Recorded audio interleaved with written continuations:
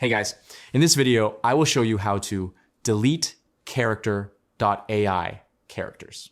All right, let's begin. First, open your browser and go to Google. Search for character AI and click the official website. Log into your account if you are not already signed in so you can access your characters. Currently, character AI does not offer a direct option to permanently delete individual characters. Instead, the best method is to edit and hide the character so it is no longer visible or recognizable. From the homepage, click your profile icon and open your public profile. You will see a list of your created characters. Select the character you want to remove and click Edit.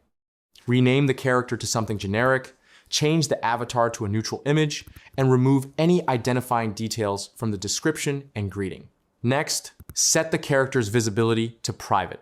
This prevents others from finding or accessing it. After making these changes, click Save to apply everything. Finally, open any chats with that character and clear the conversation history to remove remaining traces. So that's basically how you can delete character.ai characters. That's it for this video. Thanks.